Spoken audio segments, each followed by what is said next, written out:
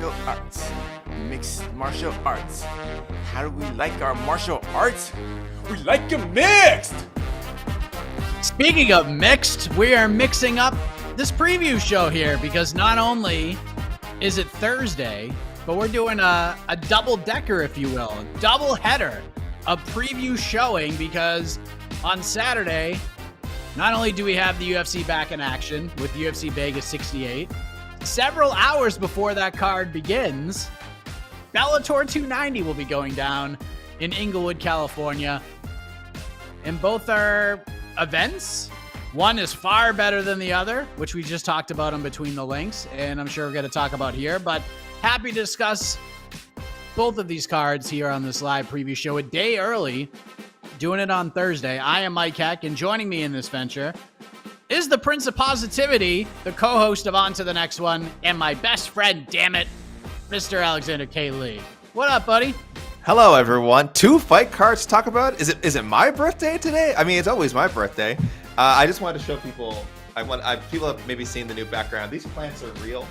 These are real. This is not a computer-generated background. This is real stuff.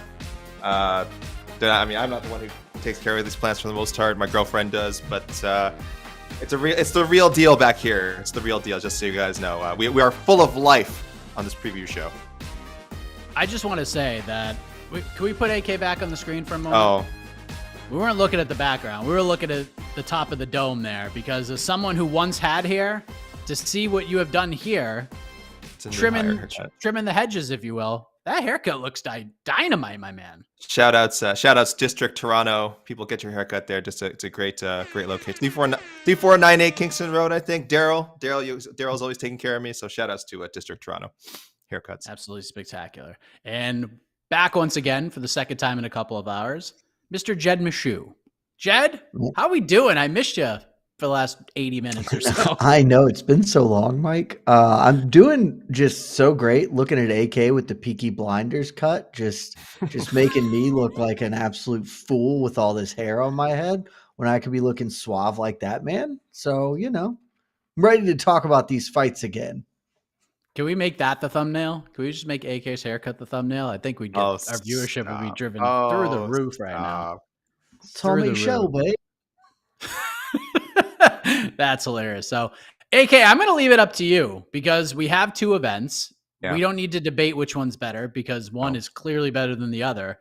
Where do you want to start? Because Jed and I literally just talked about both of these cards not long ago. Do you want to start with the UFC or do you want to start with Bellator? Can we please start with Bellator, please? And listen, not just because Bellator is a superior card. We've previewed the main event of the UFC's card before. We've done this already. This is the same main event we had back. What was this? November? When was this? Derrick Lewis and Serghei Spivac first scheduled for? November. Either October or November, because that was the dumb one where we ended up getting Kennedy and Nzechukwu, right? And Yuan Kichalaba. Yeah, so that was magical. Yeah, officially UFC main eventers, Kennedy and Nzechukwu and what's Yuan great Kichalaba. Is at the time I was like, this is probably the worst fight card we've ever had. And then they made this one, which is arguably worse, and didn't result of a total fallout the night before. Yeah, so let's give Bellator its due first, Mike, please, for putting together a very, very strong and compelling card for Scott Coker's return to CBS. Yes, and I wanted to ask you because if you watch BTL, you saw just a total difference in the way that Jed and New York Rick looked at this Bellator card from top to bottom on paper. Jed gave it like an 8.5, 9-ish around that area. He dinged it for something that we'll talk about a little bit later. And New York Rick gave it like a 3-point ding and ended up at a 5. And I just didn't get that one at all. He got the point, but that's just because that's how the game works. Otherwise, Jed would have swept his ass. But where are you at, AK? Where are you at with this one? You could gymnastics scale if you want, or you can just give it a grade. This one on paper? I love this card. There is a lot of potential for sadness, let's be honest. Just looking right at that main event, I know a lot of people, especially our wonderful peers in the media, some people on MMAfighting.com have talked themselves into the possibility of Fedor going out on top, going out with a I believe, AK. I believe.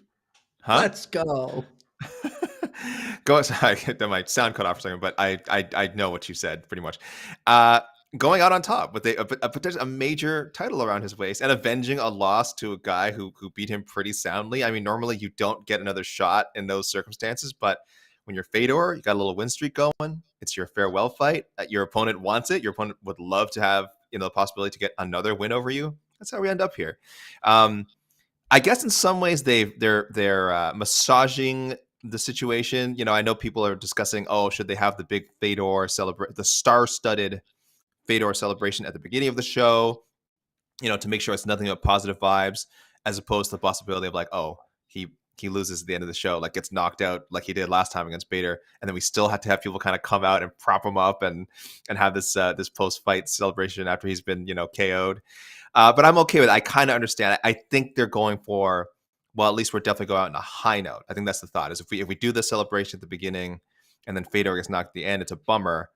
If Fedor gets knocked out at the end and we do the celebration after, at least we get to see a lot of smiling, happy faces waving as the credits roll. So I kind of see the logic both ways. I would certainly lean towards doing it at the beginning of the show. I don't hate it being after. So that's cool. I really want to give it like a 9. Like I'm close. Just a lot of well booked matchups on here. They put a lot of name power on here. Johnny Eblin, Tokov, Homasi, Neiman Gracie's fighting on the prelims. Lawrence Larkin, Henry Corrales, Steve Mowry, former PFL heavyweight champion Ali Sayev, Max Roshka. It's compelling stuff. It's compelling stuff from top to bottom. We can break it down more in a second. So I really like. I'm gonna say 9. I'm gonna say 9. And this is not just talking main card. This is if you watch from the beginning of the card, and we get a lot of good highlights on the prelims, plus some competitive fights. This could be an early runner for best non pay-per-view card of the year. It just looks really good. I know I'm on the Prince of Positivity. I got to go all the way with this. So I like it. I like it a lot, and that's where I've settled on. It looks good. It has a big fight feel to it, which sometimes Bellator struggles in getting that big fight feel. It happened a few times in 2022, but this one just feels different. It does feel bigger, and Scott Coker talked about that on the MMA Hour. But Jed, I mean, I don't know what else to ask you that we didn't already talk about. So I guess the big story here, and it's pretty clear, it's Fedor's final walk. The dude's just done it all. He hasn't fought in the UFC, but everything else he's done. He's fought the who's who. He's won. He's got highlight reels. He's done. Even at this point, he's still out there knocking dudes out, and he's going to walk down to that cage on Saturday at 46 years of age with a chance to become the heavyweight champion. So you just dropped Damn They Were Good not that long ago. So much like you did with Shogun, what's the best Fedor memory? If for those who are watching this right now that are saying, I know you guys are talking about this Fedor guy, what's one fight people need to go back and watch just to really appreciate this guy? One seems clear, but maybe there's something outside of the box that I'm not thinking about. Ooh, I'm interested to hear what your take is on the one that's clear. So if if you've never seen Fedor, you just go back and watch his fight with Kevin Randleman. If you know nothing about fighting, that fight, you can understand the dynamics at play, why Fedor captured everyone's imagination, how awesome he was. I mean, it's one of the greatest highlights in the history of this sport. And like I said, if you know nothing about fighting, if you just looked at that fight, it'd be like, all right, well, that yoked dude is going to murder that kind of tubby guy. And then he does, but then he doesn't, because Fedor is indestructible, and he immediately submits him like 20 seconds later. I think that's the one I would pick. It's certainly not the best fight or performance. He has so many of them, but it is the most digestible for the broadest. Anyone who looks at that and has never seen it, their immediate reaction will be like, oh my God, I can't believe what I just witnessed. So that would be the one. If you never watched Fedor fight, go do that. Don't watch any of his Bellator stuff, because that's well past his prime. I do want to note, though, I disagree with AK on one thing. I don't think there's a big potential for sadness here, which I think is why I've come around to this card, Mike. We were talking about on BTL. If Bader goes in there and lamps Fedor, Like it won't be as cool as it could be for us all, but I think the fact that I've already seen it makes me not that sad about seeing it again. So it is not like Shogun losing to Ihor Potieria. I think I got that name right because that dude is not great and isn't going anywhere. Bader, your opinion can vary on him, but he is at least a well-known entity and a good solid-ish fighter at the minimum by anybody's definition. And so it won't be that sad. I mean, yeah, it won't be the happy ending, but it'll be palatable. And I think that's why I've come around to this card because there is the upside for the awesome ending that I also think is more likely than maybe I gave it credit for, sort of offhandedly. And with minimal downside, it's just going to be a good celebration. It's about as good a way to end a 46-year-old professional fighter's career as you're going to find. AK, I feel like Ryan Bader is just look. Ryan Bader has not been the biggest name in the history of the sport. He's been doing it for a long time. He's been doing it at a high level. He's a good fighter. Never really became a big star, but man, he is just the forgotten voice in all of this. Is he not? Like I just feel it's the Fedor show. Bader's just gonna make the walk with them, but no one's talking about this guy. And I mean, maybe that's like that with anybody that's fighting Fedor, but considering how the promotion has pushed Ryan Bader, the championships he's won, how many posters he's been on at this point, no one's talking about this guy at all. Yeah, but I think he likes it that way. I think Bader's never been like he's done like when his social media profile. There's like some subtly funny stuff. He's not like a wallflower. He's not a shy guy. But when it comes to promoting fights, honestly, he's almost kind of Fedor-esque. He's not going to make a lot of big proclamations. He's not going to talk a lot of like absolute junk. And so I think he's totally fine with this. He certainly has a ton of respect for Fedor. Again, he's been through a Fedor fight week before. This is a little different this time because now we do have the supposed guarantee of a retirement. But if you're Bader, if anything, he's probably, again, a little bit happy to just be able to fade into the background, show up, get his paycheck, add another title defense. Again, should he win on Saturday, add another title defense, add another win over Fedor. Let's say the only man. I am now the only man who would say they've beaten Fedor twice, which I hadn't even thought about until now. But that is what will happen again if he's victorious Saturday night. So. Listen, if we want to talk about Bader doesn't get talked about enough, I mean, that's not just this week. That's probably for the last few years. He's put together a very nice run in Bellator. I like that he's sticking at heavyweight. He's not a spring chicken. He's quite a bit up there in age himself.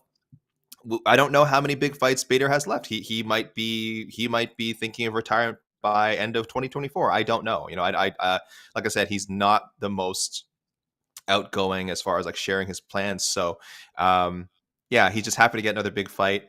Who knows how many are left at heavyweight? And I don't know what his reaction is going to. I don't know how his world is going to be shaken up if he loses. Then I don't know where Ryan Bader's head is going to be at.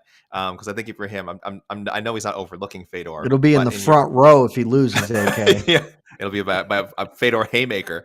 But I don't know where his thinking will be if he loses. Because if you're him, forget all the coverage. In your mind, you're focused on one thing. I'm getting paid, and two, I've beaten this guy before. I'm gonna do it again. I don't know what a loss would do to his confidence and to his future prospects with Bellator. But again, as you can tell, I'm also kind of leaning towards a Bader win, so I haven't really thought of that myself. Well, the current betting lines, according to DraftKings, Brian Bader minus 340, the comeback on Fedor Emelianenko, plus 280 for the final walk. Jed, what's the pick here? What's the pick?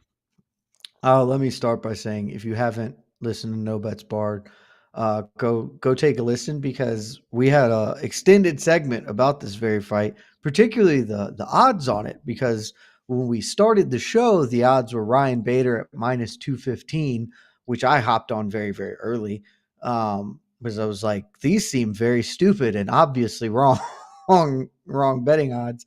And literally while we were taping, the odds kept dropping to the minus 340 number over the span of 30 minutes.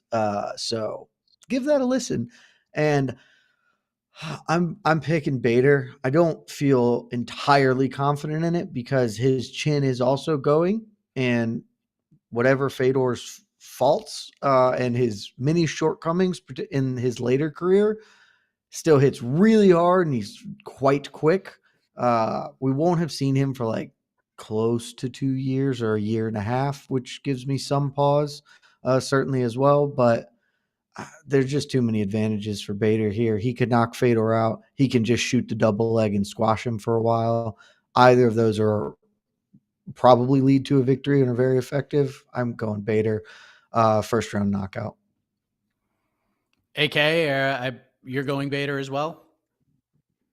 I have to, man. Again, first round knockout. That's just what it's hard for me to shake the image of that first fight. Like now the only thing, like the only mitigating sort of factor in my mind is that, like I said a little bit earlier, Ryan Bader's not a spring chicken. He's 39 and he has a ton of mileage too. So yes, he's younger in real life years.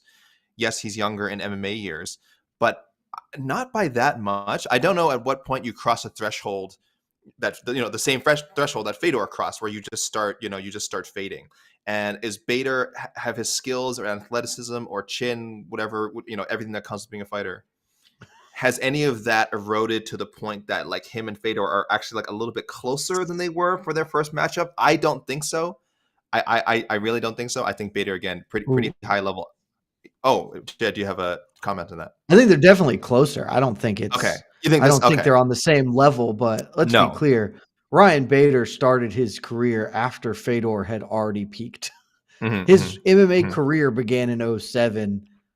Like Fedor's pretty obvious physical decline started in like 2008. So like the Hongman Choi-ish fight is sort of where you're in that. So like I don't think they're on the same level, but Bader has clearly declined, which I think does make this more competitive than the first one certainly was.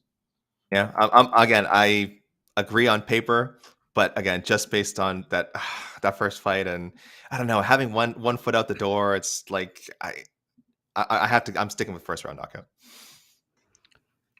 Mike, do you know the last time Fedor Emelianenko got out of the first round? When, Jed? 2016. That was the last time a fight of his didn't end in the first 5 minutes. Most of those fights ended in the first 2 minutes. This man does not get paid by the hour, is what I'm saying. Yeah, this fight's not getting out of the first round, so I'll go Bader coming out there, get or get got, baby. That's why I love him. Yeah, especially in this one, because he's always been very low key and just kind of in his own world, but he just wants this fight to be done with. So he's going to go in there. He's just going to chuck him. He's just going to throw as hard as he can. He's going to get himself right into the fire. And then he's either going to be the one left standing or he somehow catches Ryan Bader. That's how this fight's going to go. They're just going to get in there and swing, and that's it. So I'm going Bader as well, but it would be pretty freaking cool if Fedor ended his career as the Bellator heavyweight champion and chaos would ensue. I've got a poll up. By the way. Is Fedor the greatest heavyweight of all time? Some people I'm not going to change the poll. Let's keep that the poll throughout the show. I actually threw it up well before we started. So we got some data coming in already. But if you haven't voted or you're just tuning in, hit up that poll, guys. Is Fedor the GOAT? Yes, that is true. Main card's going to open with Sabah Homasi versus Brennan Ward. That fight's just going to be incredible. Again, kind of like the main event. They're just going to go in there and just throw hammers at each other until somebody falls. It's going to be all sorts of electric. Great booking, Bellator. I love how they formatted this card. I know we're not at the question and answer period yet, but I know our pal Joseph Bozo was asking, should they have made it like a 4-fight card? And I think like 3 fights is actually perfect for your return to CBS, because you're going for like the super casual audience here. And we always say like MMA cards, even Bellator, are just too long. Sometimes that one extra fight, we're talking like an extra like 45 minutes, depending on how you space the fights apart, what happens in the fight, if it goes the distance, like added to a fight card and then throwing in promos and commercials. So like you don't want that when we're going, again, you're back on CBS. 3 fights is perfect. Opening with Sabah and Brennan. Well, the only problem is if that fight ends in friggin' 45 seconds and then you have a huge gap between that and then the Eblin title fight, then we're going to have some issues. We're going to have some issues there also. But I mean, I guess you kind of look at it as like a boxing card in that sense. If you're getting that same casual audience that's is into boxing, they have a long breaks on boxing cards too. So that might not be the most like exciting way to sell this, but it's like, yeah, if you get an exciting finish, that's great. Maybe don't wait too long to trot out Ibla and Tokov. And then if somehow that has a big finish, which I wouldn't be expecting, I think that's going to go the distance. Yeah. Right? See, you just hit I don't on the know. actual. You hit on the actual problem, AK. But Has nothing to do with the finish in the oh, main card opener. yes, The I co-main know. event is the problem. I have heard your protest. I know this has the makings of a 5-round technical battle that may not be super appealing to Joe Combat Sports, Joe or Joanne Combat Sports, just flipping through the channels. Channel. But I think for a lot, like I said, this happens with boxing cards too, right? So assuming there's a good enough chunk of the audience that's tuning in to wait for Fedor and Ryan Bader, they won't be turned off by a less than thrilling 5-rounder by Evelyn and Tokov. And maybe we're wrong. Maybe Evelyn Tokov turns out to be a great fight. But in a worst case scenario, well, let's say it is kind of a not the fastest paced contest, I still think you're not risking losing that much of an audience, or you're losing an audience that a fight like Fedor and Bader doesn't register with them anyway. So it's I don't think there's a lot of crossover with the audience that's going to stay and is not going to be deterred by whatever happens in the co-main event. If that makes sense. Man. I love the co-main event. I get where you're coming from, Jed, but I actually like, the more I think about it, the more I think that fight's going to be more incredible theater than maybe it gives credit for, because these two are going to throw, man. Like, I don't think that, like, there's going to be wrestling exchanges. There's going to be attempts, but both guys are really hard to get down. Tokov is very, very difficult to take down. And both guys can hit hard. Both guys can strike. I don't know if the wrestling's going to completely negate itself in this fight, but I think Johnny Eblen's going to have to reach down deep and show more of his technical striking prowess in this fight, because I think he's going to have a tough time taking Tokov down, unless, he just kind of wears on him, and then rounds 4 and 5, Eblen gets him tired and maybe he starts taking him down. But I see a lot of this fight playing out on the feet, Jed. I do. That would be the best case scenario for Bellator, because I think Eblen's going to have a really good time out there. He's going to look good. I think he's going to show good striking. He's going to show great wrestling. I think he's going to score takedowns. The hope is that he doesn't, and that this becomes hey, two wrestlers cancel each other out and they strike. This fight card, again, I give it an 8.5, and I want to absolutely commend Bellator because it's good. This is objectively solid work from them. It does feel like a microcosm of Bellator, the entity as a whole, though, of they got the ball to the 5-yard line, and I'm not sure they're going to put it over. Like they do 9 of the things right, but the 10th one is a fatal flaw. And it's Sabah Homasi. I'm absolutely on board with the 3-fight main card. You just want to hit them high octane. Here's the stuff. Let's try to convert fans. Sabah Homasi and Brennan Ward, that is it. Brennan Ward has an unbelievable story to tell on network television. Homasi has a not the same any kind of way story realistically, but still a solid enough guy, good personality, banger fight. You open it up, you hook them. And then you're going to come to this. And if it's not what you're saying you see, Mike, if it's what I think will happen, where Johnny Eblen will just be a little bit better, he'll get the wrestling going, we're not only losing the opportunity to have used this space to build your next big star, because God love Johnny Eblen. I think he's a phenomenal fighter. I think I have him in the top 5 or something in middleweight. I think he's great. I think he's going to be good for a long time. I'm not sure he's a star. He hasn't shown me enough of that to feel confident in this space. And if he comes out and lays that performance, then we've missed an opportunity to get AJ McKee over with the CBS audience, something like that. And then the main event is good. So we'll see. I could totally be wrong. I've been wrong before plenty of times. And I can't be that mad because I love this fight. For me, I just don't know. I don't know about you. I don't know if y'all are right or not, in that this won't turn off the casual viewer flipping through channels. I think there's a really high chance it does. Hey, listen, you could be right. You could be right. But maybe, think about it from this sense. If Johnny Eblen just goes out there and just trucks Tokov, and That then would gets be on the mic. tremendous for them. And then he gets on the mic and cuts a pro because the man can cut a promo. He's got a great personality. He can talk some trash. He just hasn't really gotten the opportunity to really go out and do that. And plus, you want to, as a promotion, build a compelling case that, and oftentimes Bellator does this a little too much and it's just not real. But in this case, if Johnny Eblen goes out and just trucks Tokov and wins like another fight or two this year, depending on who's the UFC middleweight champion, they can make a very strong case that they have the best middleweight in the world. Whether everyone agrees or not is one thing, but if you can at least have a discussion about it, there you go. And I think Eblen's a very important piece to the puzzle this year, and getting him in the spot after losing Nemkov and Yoel Romero. You know what I mean? But I get it with McKee. McKee is your guy. McKee's your guy. That's the thing is I get it because of what happened. I think the Nemkov Yoel fight was good. Like that was it. That was still not as good as doing McKee because he is the flagship of this franchise's promotion. But Nemkov Yoel would have been an ideal second fiddle to this main.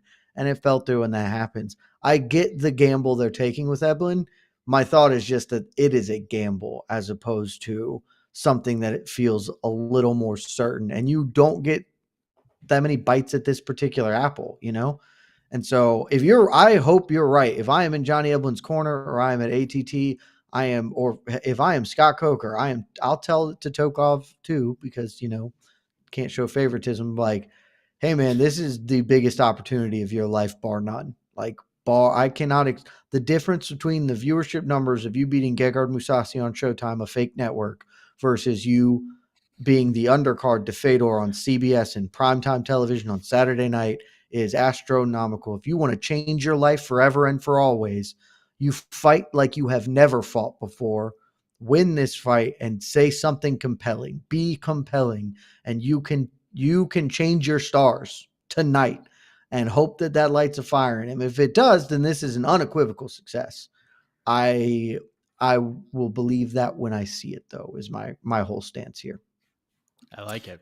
Can I say one fight? I actually think if they were going to go for a 4-fight card, I would have liked to see them bump the ladies up. I would have liked to seen the Diana Avsaragova fight and Alejandra Lara maybe put in the main card, if only to sort of continue the legacy of Strikeforce, right? Strikeforce, I'm not saying these women are on the level of a Gina Carano or a Cyborg, but that was some of their highest drawing. That's sort of what made Strikeforce one of the things that helped make Strikeforce stand out a little bit was that they were promoting women's fighters so much before the UFC was. So I know it's we're in a different space now, and women's fights on mainstream television are much more common. But I know Avsaragova is someone they're definitely getting behind. They want to promote her. Lara is one of their most compelling personalities. I mean, I think if you had them on TV, and we're talking about catching the casual audience, you would see these two fight. You see the way they come out, they present themselves, and I think it would draw a lot of general interest. So if you were to make it, but I'm with Jed. I think 3 fights was the way to go. And you want to put I think they put their best foot forward as much as they could. But if they were going to go a standard 4-fight main card, I would have liked to bump up Avsaragova and Alejandra Lara.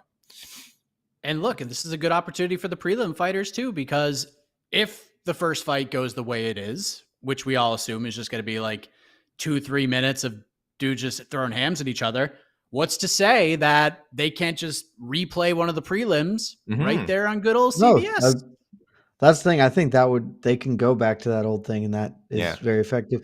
I don't know if we're going to talk about this, but this didn't get mentioned almost at all on BTL, and I feel like it should be. Does anyone have plane tracking info on Francis Ngannou? Is he going to be there? Because I mean this very seriously. Scott Coker should be fired if Francis Ngannou isn't sitting cage side. He did not make any. Listen, he did not make any promises on the MMA Hour when he was talking to Ariel, talking about Scott Coker. He said, "Of course, we're going to put out the invite." But I know he didn't have to sign him. I'm not here to tell you you have to sign him. So we're clear. You have to sign him. Mm-hmm. The success and future of your organization is dependent on it. Because look at the weight class, man. Look at the heavyweight ranks. Fedor is their number 3 or 4 ranked heavyweight, and that's actually legitimate, which should tell you everything you need to know about what heavyweight Bellator is. You have to sign him. I'm not saying you have to sign him before this happens. Just pay that man 6 figures to sit cage side. Well, That's again, it. If Fedor wins, walk him into the cage and build the interest on CBS, and then you can deliver later. But you have to do this. okay. I'm just saying, This is not I negotiable. I doubt it's happening. I think Scott Coker would have announced it if the gears were even in motion. I think Scott Coker. Well, he couldn't announce it unless it was signed, but He I can think by make it now, happen. This is I'm sure he Saturday. can. It I'm is sure, I know. Thursday. It's You can plenty call of him and time. be like, hey, get on the next plane. I will Plenty of pay time. for it and give you $100,000 to sit cage side, watch this fight with your UFC title right around the thing, and then walk in afterwards if Fedor wins. Build the interest on this platform. You cannot miss this opportunity if you're Bellator. Or what are we doing here, man? All right. I'm just saying this is not for you. This is for our viewers. Don't get your hopes up. I'm just saying it's true. A lot can change in the next 48 hours, but nothing has been promised. We are not saying anything has been. I don't know. I don't know if that's. I don't even know if he's. I don't even know if he's in the States. I don't believe he is. I think he's overseas. Doesn't matter. Pay. The Jets no, it's not. The private it's jet. not. Get the private it's not jet. like that. No, he had. When I talked to Eric Nixick a little while ago, he said that Francis has visa issues, which is why he's not in Vegas right now. So he had to go home, spent the holidays, smuggle and him in. Extra time there. Smuggle him in. Put him in a big piece of luggage and roll him through customs. Get him there, man. It'd be get huge. him there. It'd be huge. Or if they just had him Skype in during the broadcast and do a little hit with Morrow or something. Hey, what do you think about Fedor? That's the minimum acceptable, I guess. But wow. At the moment he was a free agent, Scott Coker should have lived in Fedor's and Francis's DMs. Just like, hey man, let's do it. Let's figure out a way to get you here for this, and then we can talk numbers later. You want a box? We're on Showtime, a fake network. It's the best place for on this network. Yeah, come on. Bellator's the best place for him, I think. The prelims are on YouTube, right? I think they're on MMAfighting.com. Oh, I'm sorry. Excuse me. They're on MMAfighting.com. Great website. I've heard that. It's a great website. Look for the lives. We always have the live stream of the prelims, of course, MMAfighting.com. I should shout out for my Canadians. I'm pretty sure this will be the same as all the other Canadian events. We do have CBS up here, though. So I guess it'll just be on our CBS. This one might. I think you guys know we've been getting all the Bellator cards on YouTube because there just has been no TV deal. We don't have Showtime up here. So we've been watching everything on YouTube, which is great.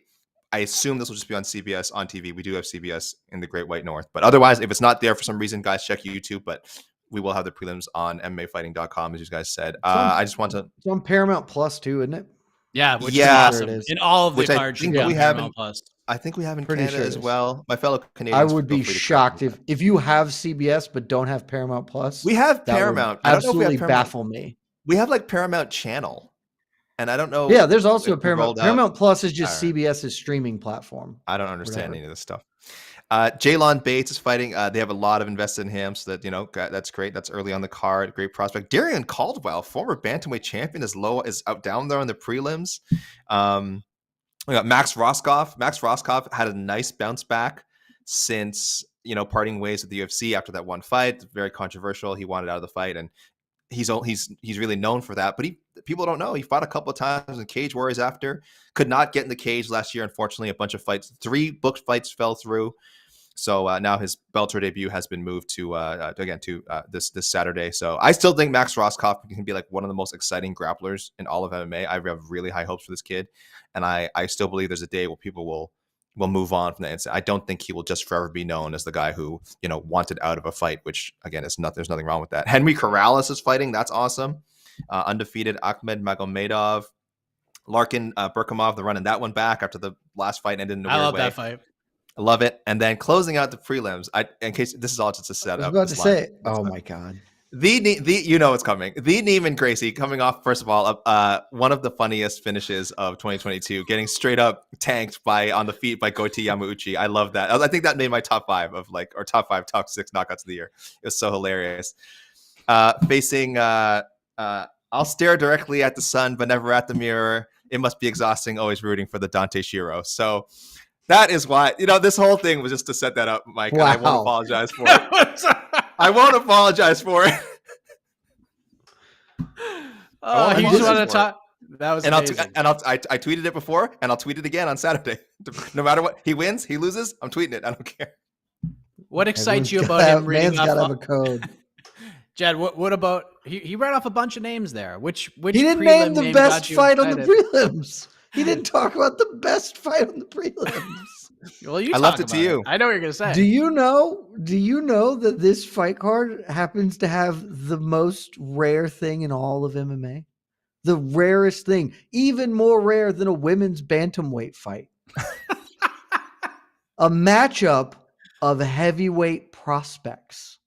And maybe prospect isn't all the way the right word, but Steve Mowry's undefeated. All of his wins are by finish 10-0, like has looked good. Ali Asayev is an Olympian. He's from a place, I don't know if you've heard of it. It's called Dagestan. And they tend to make guys who are good at fist fighting other dudes. He also went to the Olympics. That the cross section of people in that is one. It's him that have done those two things in fight. And he's a heavyweight under PFL champion. He's been gone for a while, so I don't have any idea what he's going to look like. But like, this is the most fascinating fight of the whole weekend as far as just, I have no idea what's going to happen. And wow, undefeated heavyweight prospects. This has never happened in the history of the sport. So this is easily the fight I'm the most interested in. Yes, and these two guys have trained together in the past many times, so they're very familiar with one another. Steve Mowry very familiar with Ali, and vice versa. So there's a relationship there. As soon as I have signed, Steve Mowry is pretty much like, yeah, I'm probably gonna fight that dude. And sure enough, Asayev's first Bellator fight, he's fighting his former teammate Steve Mowry. How about that? The Darren Caldwell fight is very interesting to me because I talked to the man. He just seems like a totally different person. He's with Killcliff FC now. He basically the coaching staff there stripped him down to nothing as far as a fighter goes, because they just basically were very real with him, telling him, look, you're not really doing as well as you think you are. You need to do this. You need to do this. I don't think you're trying as hard. And he got humbled up. Darren Caldwell got humbled up over these last 13 months by Greg Jones and Henry Hooft and other coaches over at Killcliff FC. And he just seems like in a much different place, seems a little more free, more coachable, better teammate, all these things. So I'm very interested to see how this fight plays out with Nikita Mikhailov and how he looks, because this dude won the belt. He was the champion and hasn't won a fight in a long, long time. So I'm really interested to see how he bounces back. And a lot of these fights, Jalen Bates, Jornal Lugo is freaking awesome. That is a really good fight. I'm really interested to see how Jalen Bates does against Jornal Lugo and see how Lugo bounces back from that tough loss to Danny Sabs, because Danny kind of put the boots to him during that Bellator Hawaii card. And that was his first loss. So we'll see how he bounces back from that. So a lot to like with this Bellator card. And I'm psyched for it. I can't wait to see it. And hopefully this is the start of a magical year for Bellator MMA. And hopefully we see Francis Ngannou sitting cage side at the Kia Forum in Inglewood, but we'll see what happens. AK, this is not the same. I will disagree with you on one thing. Oh, we're not done? We're shifting to the UFC. We still have another show? Oh, okay. Oh, we have another show to talk about. Oh, okay, great. I don't think we're going to spend a ton of time here, but I will say this. We did break this main event down before. Derrick Lewis versus Serghei Spivac.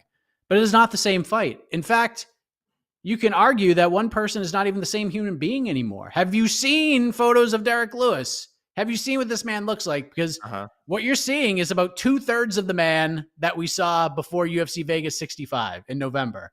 This dude's ready. He's focused. He feels like people aren't excited to watch him fight anymore.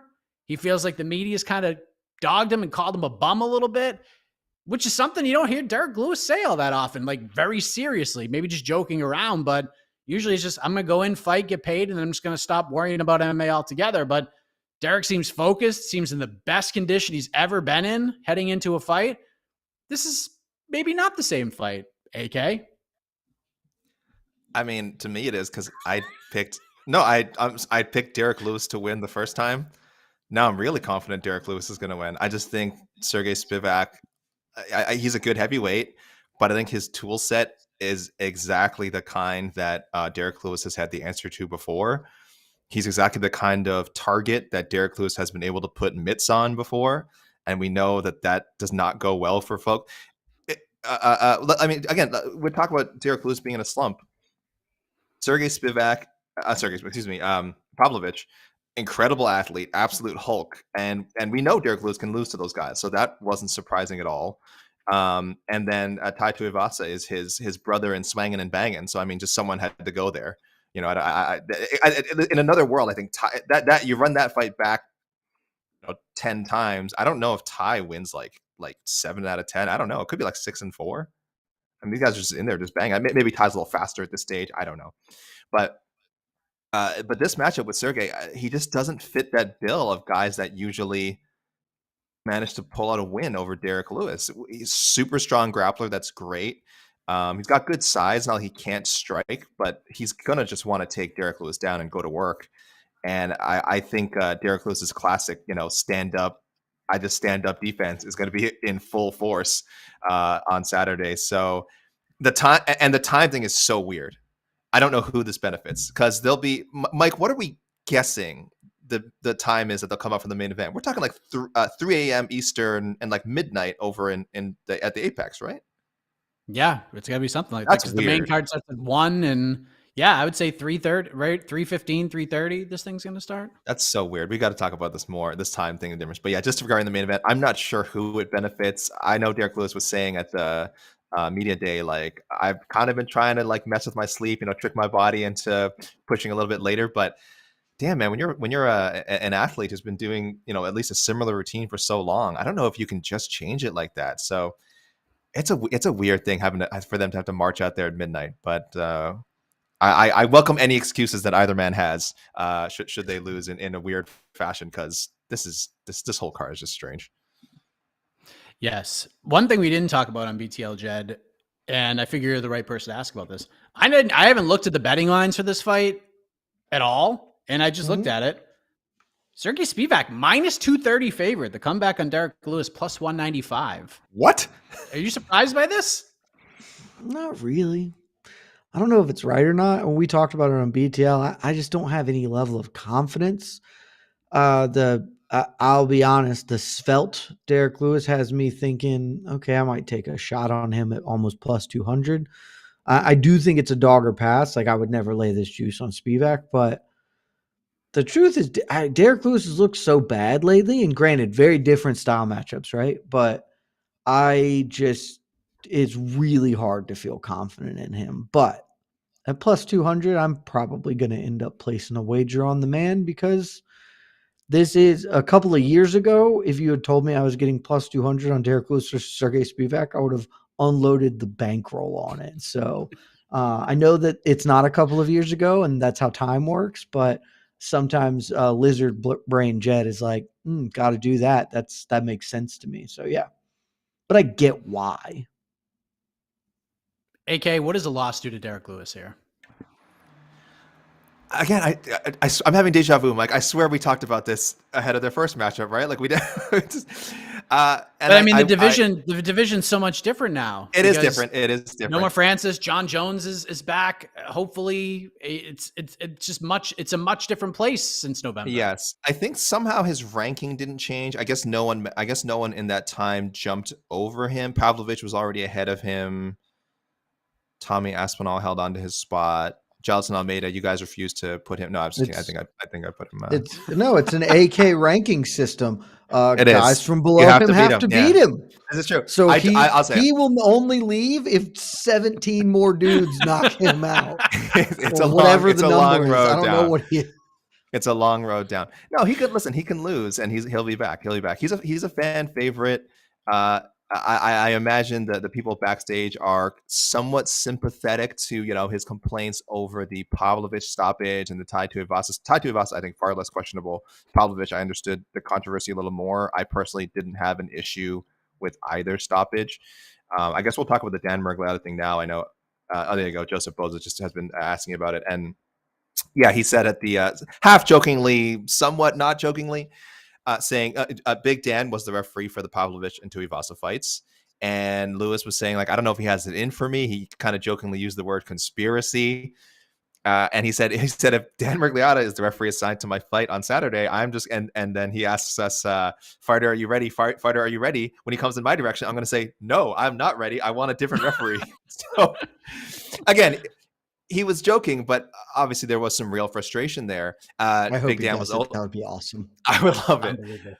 I would think he would lose, but it would be hilarious. I know they don't want, you certainly don't want fighters dictating, officiating assignments and judging assignments and things, but I would imagine just to avoid drama, they're probably not going to give him Dan Mergliotta, but maybe I'm wrong and he'll be there and it'll be hilarious. But he was also the ref during the Cyril Gane law. No controversy there, Cyril Gane, but it is like just bad luck that his last 3 fights that were refereed by Dan Mergliotta, he lost all of them by TKO. But then you look at who he fought, and I'd say maybe it has more to do with his opponent than Big Dan being in there.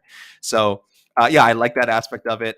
I don't blame, again, I personally don't blame Dan Mergliotta for those stoppages. Derrick Lewis, he got rocked. He really put himself in some bad positions. The Pavlovich one, I get it. It was very brief.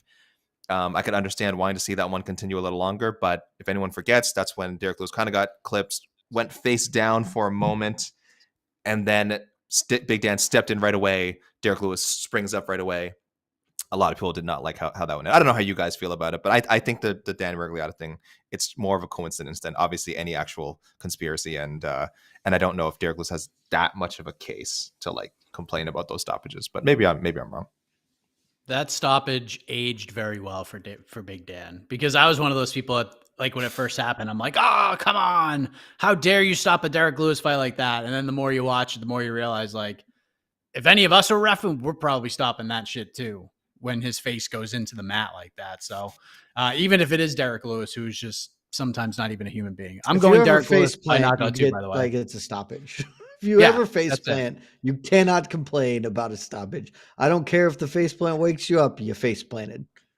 Yeah, it's a bad look. It's just the aesthetics are horrible. I'm going Derrick Lewis, second round knockout. Second round Derrick Lewis, I think. Could be a tough first round, but I think he gets it done in round 2. Jed, what's your official pick? Oh, I don't know. Sure. I'll believe in Derrick Lewis this one time. That will almost certainly cost me money, but it'll be fine. I just don't want to live in a world where Serghei Spivac's good, because that would be a terrible world to live in. But yeah, I'm going to believe that Derrick Lewis does a Derrick Lewis thing in like the 3rd round after Spivac does successfully take him down a bunch, and Derrick Lewis uses Derrick Lewis jiu-jitsu of just standing the fuck up.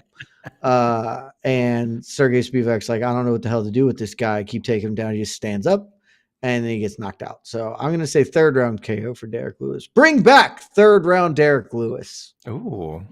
AK, what's your official pick?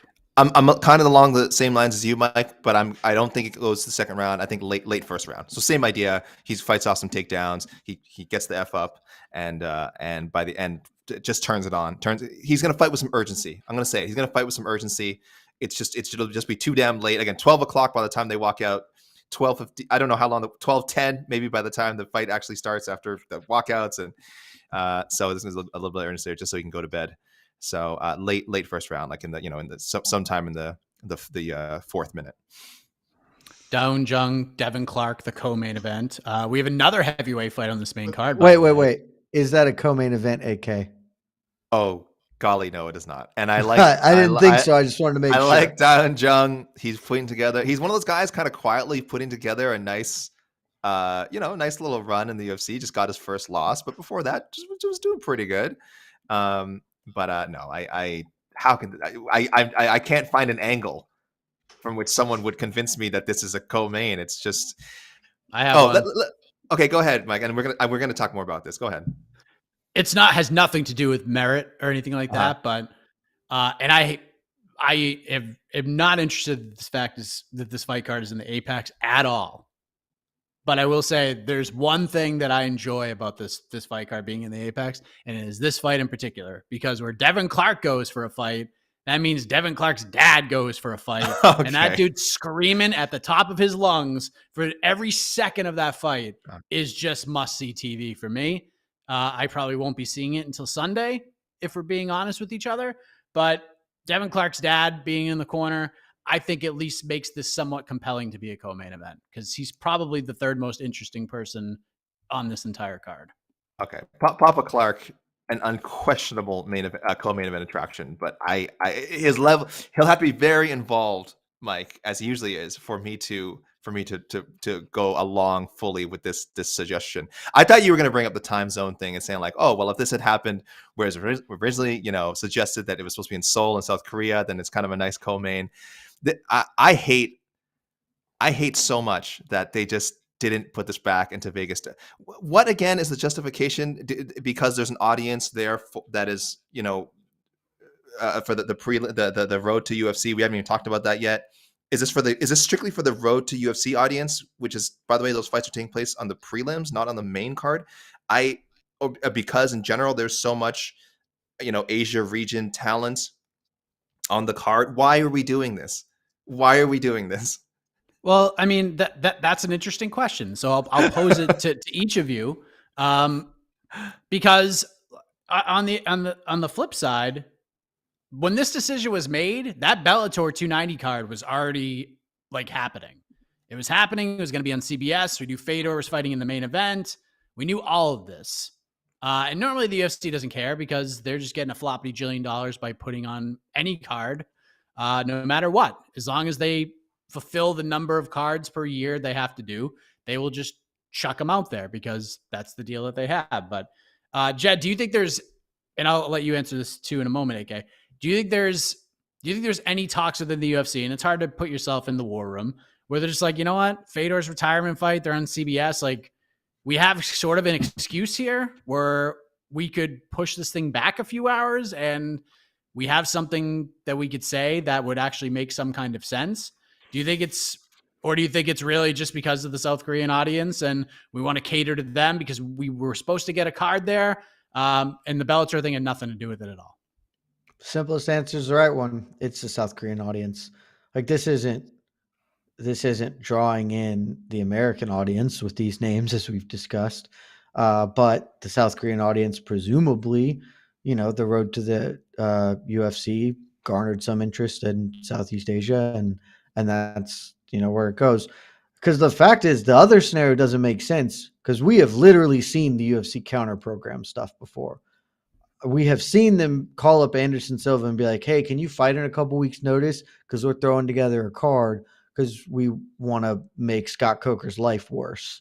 Like they would absolutely do whatever they could. I'm not saying they would succeed a whole lot with this particular outing, but it is more surprising that they didn't say, F them fans, we're going to make sure there's a second bit of fighting going on to split the viewership away from Fedor. But yeah, I think it's for sure that one.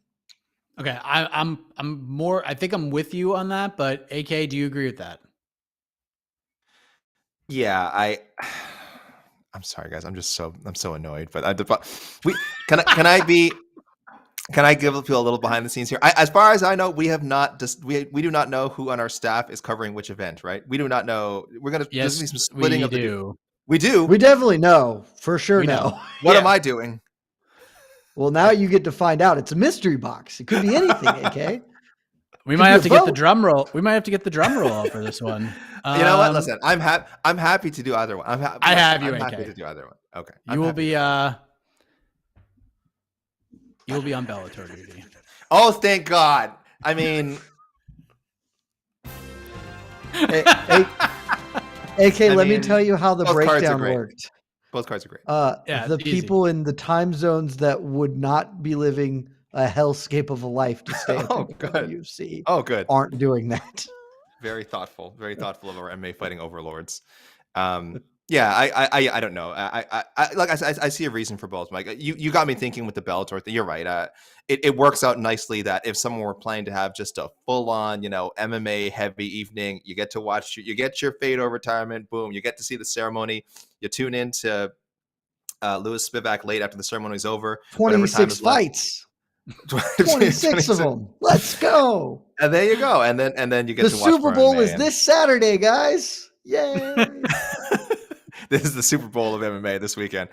So you're right. I do see the reasoning with the Bellator thing, but for me, then the more cynical side of me just says like, yeah, they're like, listen, we had planned to essentially have it on this is the time it would have been on if we had gone overseas to South Korea, and we have to keep it this way, especially since we have people who are invested in some of these fighters, invested in this tournament.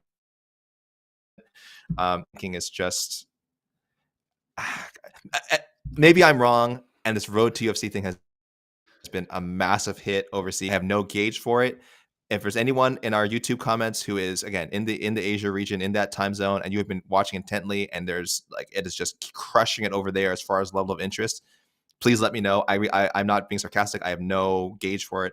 I just don't think there is. But again, I'm over here in North America, so obviously it's not, it's not hitting the same way would over here. But I don't know if that, even if it is, I just don't know if that's justification for doing this to the fighters. It's not even about us, Mike and Jed. It's not about it. It's about the fighters having to come over. Some of them flying over. Again, a lot of these Asian fighters having to fly in and then fight at this bizarre time. The whole thing is just strange to me. But what are we doing? You're muted. I realized I was muted. Maybe they never get jet lag though, AK, because they just stay in the time zone the whole time. So yeah. So maybe it's to accommodate them. 3D chess, I don't like this. I don't like any of this. I agree. It's not ideal. We do get Lorosenko on the headsets. Yes. Doing color commentary, which is amazing. We talked about that quite a bit on BTL. Well deserved. That's honestly one of the, if you can name the top 3 best things about this card, Lorosenko being a part of the broadcast is one of them. So congratulations to her. We get the return of the Korean Superboy, Doo-Ho Choi, first fight since 2019. And we get Tetsuro Taira, who I'm very excited about. And I feel like when we talk about these up-and-coming prospects, especially at 125, that's a name we don't hear all that often, Jed. I feel like he should be talked about more, and I feel like this is the type of matchup where he is just going to style and do the damn thing, and he's probably going to get another finish. Probably. I don't know. Jesus Aguilar is pretty good, or Jesus Aguilar, I guess. He is not a pushover. I think these odds are a little long, even though I love Tetsuro Taira. I think he's a guy who's going to fight for about one day. Like, that is a thing that is going to happen for this young man. I love that we're opening the car with him. I'm with you. I think he doesn't get enough love, in part because he came in right around the same time as Muhammad Mokaev, and we've been so high on Mokaev that it just sort of overshadows him. And his performances jump off the page, but nothing else about him is demanding you grab attention the same way that Umar Nurmagomedov's last name does, or stuff like that. So he's just about as good a prospect as it gets, but he is the least notable of them for reasons almost entirely outside of his control. But yeah, it's awesome. I also look, Jiang Yang Lee is dope. I went back and watched some fights. He is a very good Korean prospect. He's 27, so he's a little old for prospect, but that dude has some juice to him. And the fight with Jia Yi is a really good fight. Like, I don't care much about these road to the UFC fights, but that fight in particular is quite good. And then Rinya Nakamura, I'm pretty interested to see what he ends up doing, because he has exceptional credentials. Like, he has the bones of being a great prospect. We'll see how it pans out. But this was a U23 world champion in wrestling. Like, that is, we talk all the time about being a D1 national champion as this like unbelievable seal of approval. And I'm not here to tell you that is soft, because it ain't. Very difficult. But realistically, when you actually break that down, what that means is you are a youth national champion. You are a 22, 23 national champion, which is awesome. We've seen the pipeline of talent it has put in this sport. This man won the world championships of the same age caliber, essentially. Like, he's all that in a bag of chips on paper. What he's shown so far in his career has been good. Now we get to see him take the proverbial step up and see what he can do with it. So there are some things that are enticing about this undercard, but they're a bit spaced out, and it's some few and far between. I'm excited about Jeka Sargi. He's in the lightweight final against Anshul Jubli, little Indonesia versus India action. Sargi came into the tournament with a reputation of like being a wild ass finisher. He comes from the extremely dubious One Pride MMA promotion. I'm amazed they didn't fit Ultimate in there somewhere. One Pride, it should be One Pride Ultimate MMA. Maybe that would have been a little too close to a lawsuit. I'm not sure. He has a lot of pre UFC highlights. Again, if and One Pride MMA, I'm pretty sure they have all their shows on YouTube. So if you want to ever find Jekka Sargi fights, you can. But the competition, not the greatest. It is pretty much a lawless land. But he's backed it up. He's got 2 knockouts in the tournament to get to the final. He could be one of the exciting guys to come out of this. I'm excited about Jekka Sargi. I admit I don't know a lot about a lot of the other fighters who were in the tournament who didn't make it to the final. But listen, this is why, and I'll bring this full circle a bit, Mike. This is why we have the great Laura Sanko on commentary, because I guarantee you she has either been keeping up with this tournament because she's hardcore, or if she hasn't been, she's called all the fights. She's called out. See, I didn't even know that. This is how little I know. I know so little about Road to UFC that I didn't even know Laura Sanko had done it. So they got the right person for the job for sure. And again, even if she hadn't been, that she'd do the research and she'd get it done. Most of the fighters, I will say, who get the fight night assignments do a good job. But Laura Sanko, again, this is long overdue. And that is one thing. I'm probably, I don't know if I'm going to watch the whole card, but I am going to tune in for some of it. And one of the reasons is for sure to see Laura Sanko's debut. I'm really excited about it. And let's hope pay-per-view. No reason she shouldn't be able to do pay-per-view this year. That's all I'm saying. Yeah, it's going to be, she's with John Good. She called all the fights with John Gooden. And I think, is Gooden calling this one? That'd be smart. I didn't think he was. Yeah, I don't know. I'm willing to be wrong on that. I thought it was her, Anik, and it's Anik. That's what I thought, but I'm not. Do not quote. Like, that's not a guarantee. Maybe we'll find the answer as we go through. I know our own Steve Morocco spoke with Laura, so maybe he has a little more clarity on that. But it makes sense that John Gooden freaking do it. Maybe Gooden, Sanko, Fedor, I think would be pretty good. A pretty good tandem right there. So let's take a few questions. We can't go crazy, but let's take a couple of questions from the peeps. Let's bring in Casey Leiden. Oh, hello. Oh, I didn't want this question up yet, but we'll go ahead and answer this question. Didn't want it up, but join late. Join late, but thoughts on the almost none advertised UFC 284, but endless video of Prime and slap fighting. I mean, we talked about this on Heck of a Morning, Jed, and I'll get your thoughts on this too, AK, but this just feels like the same stuff all the time. Like, I understand the stupid power slap promos. They're everywhere. Call it by its name. It's Dana White's power slap. Yes. And it's stupid and nobody wants to see them, but Twitter algorithms be damned, whatever. But I feel like the build for this card is like what we get for most of these cards. Do we not? Like, it's usually the hardcores are just going to talk about it because they're awesome. Like Islam Makhachev versus Alexander Volkanovski, we know how great the fight is.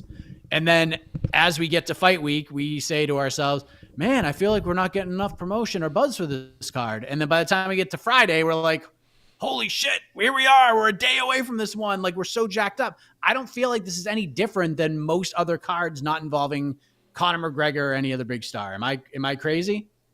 No, it's 100%. I've been saying it for years. This isn't a fight promotion. They're a fight organization. They don't promote shit. They are on autopilot and have been for years. Once or twice a year, they maybe try to promote something to some extent, be it a Conor fight or a BMF belt. They do something that can be qualified as like legitimate fight promotion. This is not a company that cares. They have not cared from the moment they signed the ESPN deal, and the money they get is guaranteed. That is just not worth it to them to try or make an effort. Your fight promotion starts on Monday. You do the fight. You got this fight card. It'll end on Saturday or Sunday morning, time frame. Sunday, nothing much will happen. And then Monday will be the when the ad spots run, whatever those are. And that's it. They'll do the same things that they always do. Because that is the world we live in right now. It's where we'll live forever until something changes monetarily, because it's not worth it to them. It means nothing to them to get an extra 10,000 buys by trying to make this interesting or promote something. That's just, yeah. And that is why they have been promoting so annoyingly promoting this. Dana White's power slap. Yeah, Dana White's power slap is being promoted because they're trying. Because they can actually make a lot more money from that. Like money that. Oh God! It is not a self-sufficient entity. Yeah, I've had to block and unfollow UFC and Dana White accounts because they keep. I can't avoid this slap advertisements everywhere, and like it's just it freaking like annoys the heck out of me. Like you can unfollow them, but then they put the slap fighting content into the UFC accounts, into Dana White's accounts. It's just I do not like how that works. I also think, and I don't have any insight to this whatsoever, but this is my hunch, that this is a cash buy from the UFC, this power slap. I don't think TBS is like, wow, I got to tell you, this is a tremendous idea. Here's $100 million. We're going to put this on our network. I think this is more like, what time slots you got available? Oh, after AEW? Cool. We'll pay you for this. That's probably what this is. Exactly what Spike TV and The Ultimate Fighter was. Exactly. It is the exact. What in the history of this promotion would make anyone think they were doing something new or creative? They are running back the same shit and just seeing if it works again, because the first time it made them $4 billion. So they're just doing this. And that's why they're trying and making an effort and promoting this, because if they can get it some level of traction, and then maybe they can build on it. The UFC runs on its own. We've said that argument 1,000 times about Dana isn't important to the company, because he's not, because it runs on its own. I could head it. You could head it. Joseph Bosa could head it. Anybody in the comments could run the UFC, because it is a self-sufficient entity at this moment in time. Okay. Oh, I would just say it's depressing that this has become that we have such a prepared answer for when, because you're right, this has come up before. Do you feel like there's not enough buzz around this event? And we know what to say now. We have a pattern down regarding the UFC's lack of promoting what seems like a massive event. Volk, the two best pound for pound fighters in the world. When was the last time UFC had that? When was the last time Conor fought Dustin Poirier? July of 01? Oh, no, or 21? 1 versus 2 pound for pound. It was Cormier Jones. The rematch Cormier Jones was 1 pound for pound. Okay. That was it. And the UFC official rankings. And that felt bigger. I felt maybe rose-colored glasses, but like it felt like coming into that fight, it was like 3 weeks of like build up. Because that was before the ESPN deal gave them guaranteed money, and they stopped giving a shit entirely. Yeah, and there was probably even still, I think that was before we went to this complete boom period of 44 some UFC events a year. So at least there was like a little bit more breathing room. Now, I mean, again, listen, they have the UFC, they have an event this weekend. How can they start promoting an event, a pay-per-view, when they got to give this weird midnight, Pacific time main event show? You got to give that its time, Casey, plus Power Slap. They have a whole 6 days before UFC 284 to really get back those promotional gears moving. So what's the rush, right? They got a card this weekend. They got Power Slap tonight. Not tonight. What day is it today? Yesterday. They Power Slap yesterday. Power Slap every Wednesday. Why am I promoting this? Yeah, they've got Dana White's power slap. It's in my head. Associate this man's name with this shitty product. Pretty much. Yeah. So it's just really sad that we know how it is now. I know. It seems like it's this one card that's getting shortchanged, but it's not. It's not. This just happens with the pay-per-views now because there's so many cards, and it just sucks. Do you know why it seems like this? The reason it seems like this is because other people who are more casual fans, who are not tuned into everyday life to the extent that we are, because it's our jobs or whatever, are like, oh, this is a super fight, right? It doesn't feel like it, and that's just it. So they are just noticing the reality. It is not, nothing has changed. This is it. And it really asks the question, why do we have super fights if they don't give a shit to promote them? What is the purpose of this super fight? Genuinely, I don't know. Because all it is doing functionally is tying up 2 belts now for the UFC, because they're not getting extra money because they don't care. So who benefits is my question. Who is benefiting from this if this is our world? And by UFC the 24 way, next Saturday, guys. Next Saturday. Yeah, it's gonna be fun. But just to tell you and give you an example of why, like how long this has been happening, go listen to any programming. Go find the old MMA Hour the week before Conor McGregor versus Nate Diaz 2. We were having the same conversation. Before that fight. And our answer was exactly the same. Once these guys get in a room together and they have the fight week stuff, then it's going to build up. And then we saw water bottles thrown and all sorts of craziness. And then by the time we got to it, everybody was friggin' jacked up for it. But that's where we're at. It's been this way forever.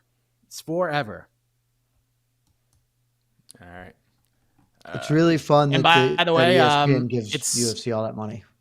It's great. It's John Gooden, Lorisenko, Michael Bisping. Yep, Michael Bisping is the third. Wow, excellent. So they are really treating this like it's still in Seoul. Just hitting the the international crew with it too. Okay. Yeah. All right. Guys, any Bellator questions? I don't see it. YouTube. Guys, we're taking Bellator questions too. We're taking UFC questions, taking Bellator questions. We can't answer this. Well, there we go. Do we get just any? AK, what's yours?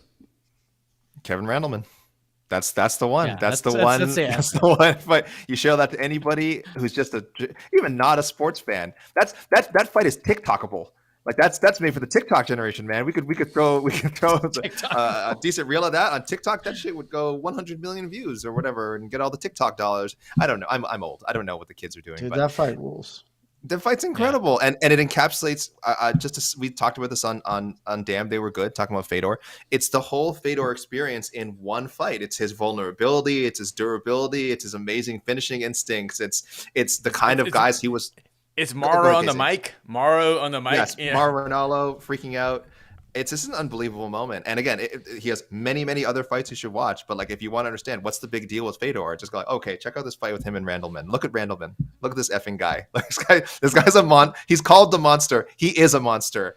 That guy sums up even the Randleman part of it. Sums up kind of the I don't want to say the odds, kind of like the opposition that Fedor is facing in the prime of his career. Just a lot of people who look like, oh, this guy's definitely getting, this little pudgy Russian guy is definitely going to get his ass kicked by this more impressive physical specimen. Was Randleman did he just beat Krokop? I believe that was just off the Krokop win, which was unbelievable at the time. So let me confirm that, but I think that's right. If you just want to see like violent Fedor, Gary Goodrich, Yuji Nagata, those back-to-backs. Oh, Nagata, yeah. Oh, God. Like the Nagata fight should have never happened. Like in an actual like it was Casey. It was after the World Cup. Yeah, which makes those it fights are nuts. Even more impressive. It's just like how scared Kevin Randleman looked at the time, and he maybe the most athletic fighter to ever kind of fight at a high level in MMA. Sure. Kevin Randleman, just pure athleticism. One or two, yeah. I mean, one or two. It's him and Yoel, and that's the conversation. Yeah. Yep. Yeah. Just freaks. Absolute freaks. And he seismic tosses that dude into the freaking earth. It rules. If you put that in a Fast and the Furious movie, people would be like, that seems unbelievable. Yeah. And then it happened in real life. I can't believe Dom came back from that. Yeah. I can't believe Vin Diesel came back from that. Family. Oh, God. Family and Corona, baby. That's what it's all about. That trailer's coming out soon. It's not going to be good. Fasten your seatbelts, AK. Let's go. Oh, my God. I talked about this on our Damn They Were Good, but Fedor and his legacy. My two fights, because I was there, pointing at Jose Young's, because I was there. His victory over Andrei Arlovsky was just incredible to be in the arena, and in a weird way, I know this is sounds odd, but his loss to Verdum, as far as his legacy, because of how he lost and just the shock of the whole MMA world, how he lost that, and because he kind of lost it for every reason, which made him great, because he just didn't give an F, and just like, I'm just gonna jump in the guard of one of the best jiu-jitsu practitioners ever to fight a heavyweight, because he was successful against the Guerre, so do it again against Verdum, but yeah, It's an underrated part of Fedor's game. There are no duds. The only fight he has that is, and it's not even boring, but it just hurts my soul, is the Fabio Maldonado. The rest of them are all that fight's super exciting, but the Maldonado fight is super exciting. Actually, it is, but it hurts my soul, so it's bad. But there's no lay and pray Fedor. He beat the shit out of people, man. The Crow Cop fight, a little, not lay and pray, but the Crow Cop fight, there was quite a bit. It's the most measured fight of his entire career, and it's also awesome. And the atmosphere around it is just insane. Yeah, like it's just it's just tension for like the whole. Yeah, it's incredible. The Nogueira fights are fun. The first one, I know when Fedor was asked about it by Ariel, like favorite fights, the Nogueira one was at the top of the list because of Nogueira's grappling, and then he mentioned the Crow Cop fight because it was the same thing, but with the striking. So Crow Cop fight was the biggest fight in the world, like in the history of the sport for like 12 years. Yeah. People, please check out that episode of Damn, They Were Good with Fedor, because Casey talks even more. And Casey talks even more about being at the Arlovsky and the Verdun fights. So he's giving you a little bit of a taste here. Definitely check that out. And also, Casey, you and Gene did a beautiful job with thank you. A very quick. It's not a super long video. This Fedor tribute video that is on MMAfighting.com, narrated by Shaheen. It's only about 6-7 minutes long. People, what are you doing with your day? If you love Fedor, you're gonna love it. If you're kind of don't maybe a newer fan, don't know a lot about Fedor, it'll catch up real good. So it's for everybody. It's for the children. Get the children, gather in front of the YouTubes, watch this video. It was a fun video for together for too. the kids. Yeah, because I got to kind of go through the Fight Pass catalog and look at some old Fedor fights and kind of just because you see the highlights and stuff, but I kind of just forgot some of the little moments. That's why Damn is great. Yeah. Oh, and Esterlin's photos, by the way. It's also chock full of Esterlin photography. The actual goat. Yeah, some very rare, rarely seen photos. So make sure you check that out, guys. Yeah. Also, just one more Fedor thing, because I missed. I wasn't live I wasn't around as a fan during the Pride era, but I was in the arena for when he lost to Antonio Bigfoot Silva, and I think that was like his most significant loss in his career because. Yes. After that, the durability just wasn't there because he took probably the most hellacious beating, I think, over 2 rounds, and Fedor was ready to come out for the 3rd round. I think the fight ended after. I think the doctor called after the 2nd round, but like he was still like Fedor was like, I'm ready to go, but I'm happy they stopped the fight. But it was that point where like that was probably my most sad moment to watch Fedor because the Verdun fight kind of did make he got caught. Heavyweights get caught, but losing to Bigfoot Silva, and this was Bigfoot Silva, like Bigfoot Silva was a problem before they outlawed his actual medicinal requirements. Yeah. Let's just call it that. Yeah. He was probably he cut to 265, so that means he was released probably he's got 280 against a chubby 205er, and it finally kind of caught up to Fedor that fight. Just being the smaller, quicker guy just wasn't gonna work for him that night. But man, I'm very excited to be in the arena for Fedor's last fight. Oh, no one has asked this, but I want to ask you guys, what would be the ideal retirement fight for Fedor? If you could, Bigfoot, Josh Barnett. Bigfoot. Anderson. Josh Barnett, Anderson. Good. Yeah, well, I like the Anderson. When Scott Coker said they tried to do the Anderson, I like that one because that one made sense to me. Amazing. That one would have been okay because there was a time when people talked about it. The one that nobody ever talked about that I always wanted or thought would have been good for Bellator was Vanderlei. Just take the two Pride guys who never met in an open weighter thing, and they're both washed as all hell. That'd been fun. There's no way it would be boring. That fight would be the tits. So just that would have been my ideal end for him. I think was there any wish for to ever see Shogun versus Fedor? Even watched? No, because I mean I would accepted it, but it's just like Shogun was part of Pride, but he just was lesser than Vanderlei because of how the dynamic. Even though he was a better career fighter, etc. That just how the dynamic was at the time. Vanderlei was the number 1 guy at 205. No, at the team. Give me. Shooter box. There you go. I don't know why I couldn't pull that. Jeez. I kept trying to say Brazilian top team. I was like, that's definitely not the correct one. No. That's the one that is the opposite. All right. We good? Or do we have one more? One more. Pick the best one. One more. I mean, AK. Really? I mean, full circle. It's awesome. It's a good haircut, bud. All right. It's all right. It's all right. I love it. I love it. It just took $20. some getting used to. But Well, he's he's in the cold north. Maybe the tight sides is just a little too chilly on the head. He can't. Just never. I don't know. Never quite. I like the Peaky Blinders thing. That I was like, this looks familiar to me. I don't know where I'd seen it. And the Peaky Blinders, I was like, oh yeah. Okay, I see it. Yes, that's what I look like. Okay. So that has some context for it. Well, I think you could hit the music for sure. What a time. What a time to be alive, baby. Doubleheader on Saturday. Bellator 290, UFC Vegas 68. We'll have all of your coverage on MMAfighting.com. We'll have a People's Pre-Fight show. Yes, we'll have a People's Pre-Fight show sometime before the Bellator card is going to begin. It'll be produced in a different way because Casey's going to be in the building at the Kia Forum for Fedor's final fight, which just makes all the sense in the world. And so, we will thank have you very much. Esther Lynn, cage side, doing photography too. She's showing up. It's favorite Wow. The iconic voice and the iconic lens. Get out of here. Now it's official. Yep. What a treat. This is officially the Two bigger goats. event. Not even close. But thank you very much. We'll see you on Saturday, everybody. For AK, for Jed, for Casey, I am Mike Keck. Good night, everybody. Love you guys. Hey, AK, happy birthday. Happy birthday to you yesterday. Oh, you